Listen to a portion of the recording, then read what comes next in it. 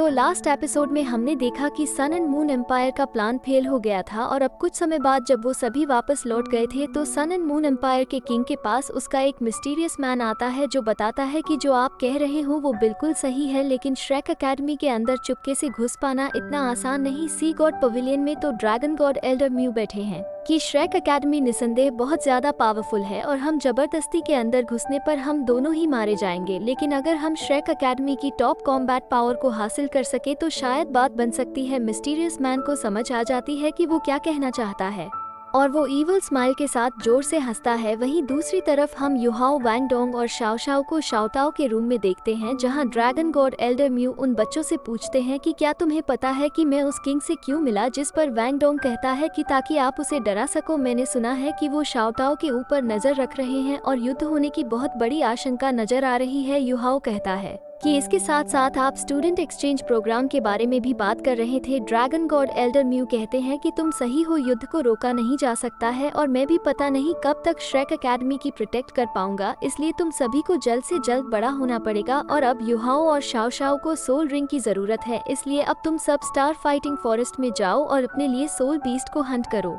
अब ये तीनों रात को स्टार फाइटिंग फॉरेस्ट में निकल जाते हैं और वहाँ बहुत सारे बीस्ट हैं। उन बीस्ट का अनवांटेड अटेंशन दूर करने के लिए युहाओ अपनी इल्यूजनरी स्किल से खुद को एक बहुत ही ताकतवर बीस्ट में ट्रांसफॉर्म कर देता है, जिससे सभी छोटे मोटे बीस्ट उससे डर कर भागने लगते हैं। शाओ शाओ भी उसकी सिमुलेशन सोल स्किल की तारीफ करती है कि ये सच में काफी खास है।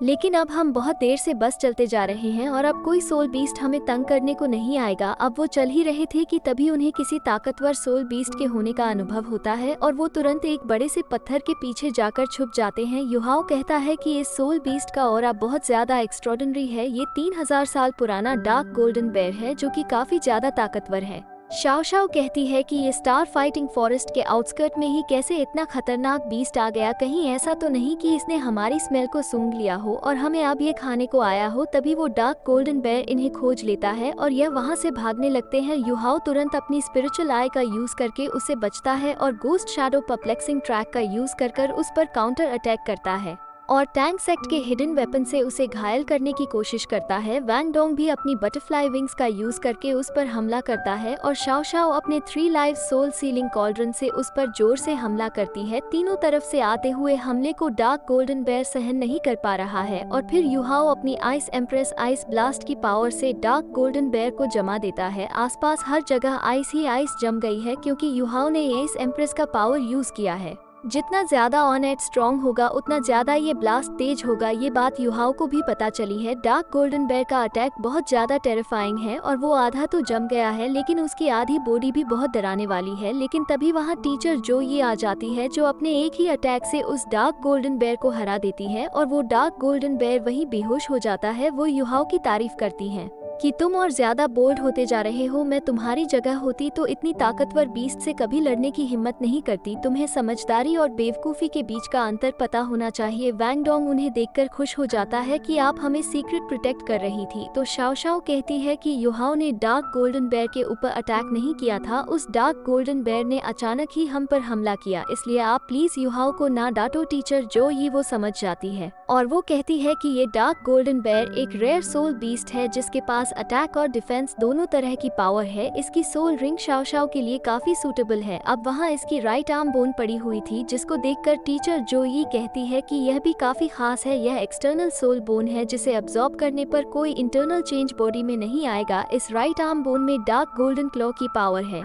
और यह ड्रैगन तक को 2 टुकड़ों में फाड़ सकती है। युहाओ शाओ शाओ से कहता है कि तुम अब सोल रिंग और सोल बोन को जल्दी से अब्सॉर्ब कर लेना चाहिए, जिस पर शाओ शाओ उसे मना करती है कि यह सोल बोन तुम्हें लेनी चाहिए। आफ्टर ऑल वो तुम ही थे जिसने इस डार्क गोल्डन बेयर पर विजय प्राप्त की थी और वैसे भी मेरी फिजिक्स सबसे कमजोर है और मैं इतनी भारी सोल बोन को नहीं संभाल पाऊंगी, यह मुझ पर बैकफायर कर सकती है, इसलिए ये तो तुम ही लो। अब शाओ शाओ सोल रिंग को अब्सॉर्ब करने चली जाती है और युहाओ सोल बोन को अब्सॉर्ब करने लगता है। वही हम अब उस मिस्टीरियस मैन को श्रेक एकेडमी के बाहर खड़ा हुआ देखते हैं और वह अपने आदमियों के साथ है और कहता है कि अपने अपने टास्क को तुम याद रखो, ये सब बहुत बड़े मकसद के लिए कर रहे हैं और हमें इसमें चूकना नहीं है। वहीं रियू एम्पायर के किंग ने एक सोल गाइड डिवाइस बनाई है जिससे किसी का इविल पावर बहुत ज्यादा इंक्रीज हो जाता है और वो सोल गाइडिंग डिवाइस अब सीधे शाओटाओ तक पहुंच रहा है और वो शाओटाओ के कान के थ्रू उसकी बॉडी में घुस जाता है। वहीं युहाओ जो इस सोल बोन को अब्जॉर्ब कर रहा है उस पर यह सोल बोन बैकफायर करने लगती है और वो बचने लगता है। ये काफी ज्यादा टेरिफाइंग एनर्जी है और युहाओ को काफी दर्द हो रहा है, लेकिन वो हर दर्द को सहने को तैयार है और वो आइस एम्प्रेस क्लॉ का यूज करके उसकी बैकफायर पावर को रोकता है और फिर फाइनली उसके पास डार्क गोल्डन क्लॉ आ जाते हैं। युहाओ और शाओ शाओ दोनों ने ही अब अपनी अपनी सोल रिंग और सोल बोन अब्जॉर्ब कर ली है और अब टीचर जो ये कहती है कि अब तुम अपने पैरों पर खड़े हो और आगे की जर्नी खुद पूरी करो। मैं अब श्रेक एकेडमी वापस जा रही हूँ। वहीं श्रेक एकेडमी के अंदर अब हाहाकार मच चुका है और हर तरफ सायरन बज रहे हैं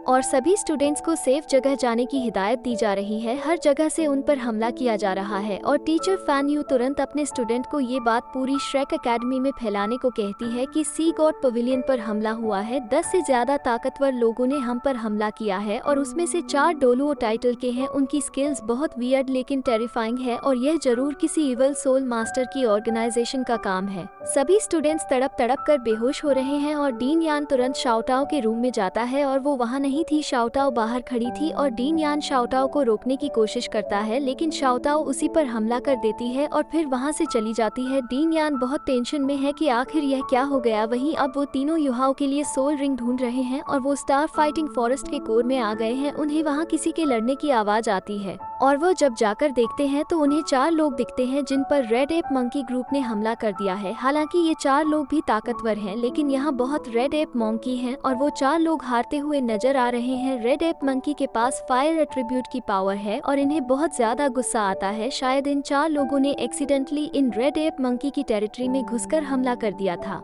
इसलिए गुस्से में सभी रेड एप मंकी इन पर हमला कर रहे हैं। वो चारों हालांकि बड़ी बहादुरी के साथ इन रेड एप मंकी हमला कर रहे हैं, लेकिन झुंड में तो भेड़िया भी शेर को मान देते हैं और इन राय एप मंकी का एक अटैक उन्हें लगने ही वाला होता है कि तभी शाओ शाओ अपनी 3 लाइव सोल सीलिंग कॉल्ड्रन का यूज करके उसे बचा लेती है और फिर रेड एप मंकी उन तीनों लोगों को देखकर वहां से भाग जाते हैं। अब ये चारों अपना इंट्रोडक्शन देते हैं। विना नाम की एक लड़की आगे आती है, अपनी फ्रेंड मो फेयुन, म्यूजू और बी टैंग से मिलाती है। ये यहाँ सोल रिंग हासिल करने के लिए आए थे, लेकिन गलती से रेड एप मंकी की टेरिटरी में आ गए। वो उनका धन्यवाद कहती है कि इन्होंने इन रेड एप मंकी से बचाया। ये तीनों अभी अपना इंट्रो देते हैं और युहाओ इन चारों को अच्छे से देखता है। मो फेयुन वो हो और म्यूजू वो की मार्शल सोल काफी रेयर है और ये दोनों विना को प्रोटेक्ट करने के लिए हैं। विना जरूर किसी बड़े परिवार से ताल्लुक रखती है। विना अपने लोगों से कहती है कि हमें इनके साथ चलना चाहिए और इन्हें अच्छी से अच्छी सोल रिंग दिलवानी चाहिए क्योंकि इन्होंने हमें अभी अभी बचाया है। अब वो बात कर ही रहे थे कि तभी उन्हें किसी बहुत ताकतवर सोल बीस्ट के दहाड़े की आवाज सुनाई देती है। असल में कुछ सोल बीस्ट आपस में ही फाइट कर रहे हैं और वो सोल बीस्ट कम से कम 10,000 साल पुराने लग रहे हैं। वही टीचर जो ये वो अकेडमी आ पहुँचती है और पूछती है